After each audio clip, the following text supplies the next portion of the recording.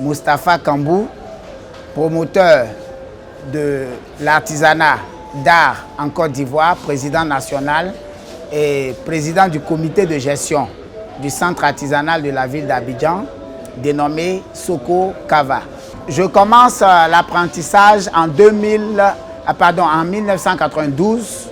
En 1992, après 3 ans de formation, j'ouvre ma première boutique, sinon mon premier atelier.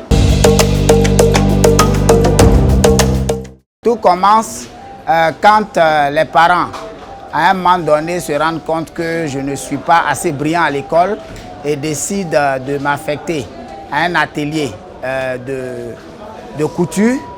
Et par la suite, je vais développer à partir de la couture une autre corde à mon arc qui sera celui de l'accessoirisme.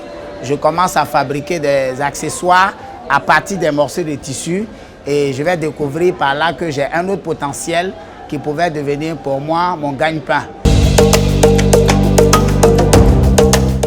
On a tendance à vraiment maximiser sur la fonction publique, le sport ou autre chose, alors qu'il y a beaucoup à faire en Afrique. On a beaucoup de potentiel, comme je l'ai expliqué tantôt. On peut avoir un bac plus et exercer le métier de l'artisanat. Nous sommes dans un monde où on ne peut pas vivre d'un seul salaire. Comme le dira quelqu'un, il ne faut pas mettre ses œufs dans un même panier. Et donc nous, on encourage vraiment les gens, la jeunesse surtout, à s'intéresser à ce métier-là qui nourrit son homme et qui est pourvoyeur d'emploi. Les difficultés de ce secteur sont surtout liées au manque de formation et d'information. Nous avons de très belles œuvres. Je veux prendre, ne serait-ce que dans le domaine de la menuiserie, qui produit de très belles meubles, mais par manque de formation, a des problèmes au niveau des finitions. C'est pareil pour les cordonniers, c'est pareil pour les couturiers, les accessoiristes, les bijoutiers et autres. Nous avons aussi une autre difficulté qui est celui de la promotion du secteur. C'est un secteur qui, jusqu'ici, est encore au mépris. Parce qu'à en croire ce que nous voyons, le métier de l'artisanat, c'est un secteur juste pour ceux qui veulent se débrouiller. Et donc, elle n'a pas encore capté l'attention de nos autorités. Et nous voulons vraiment qu'il y ait une volonté politique qui accompagne ce secteur-là afin de faire de ce secteur-là le meilleur, le plus gros absorbateur du chômage dans notre pays en Côte d'Ivoire. Nous avons initié certaines formations au niveau des jeunes désœuvrés de la rue. C'est une formation qui continue au niveau du centre artisanal. Nous avons aussi une formation qu'on appelle femme veuve.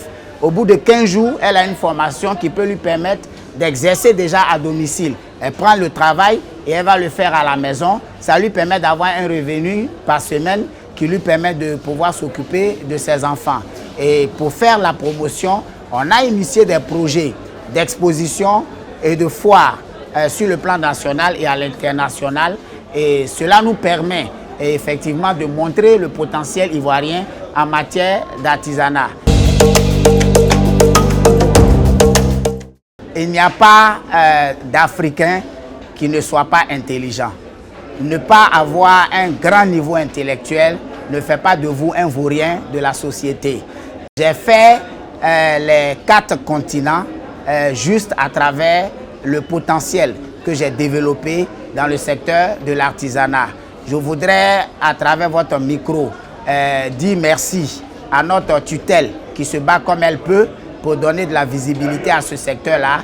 Et dire merci beaucoup à Africa 24 qui nous donne l'opportunité de présenter les différentes richesses que regorge le secteur de l'artisanat.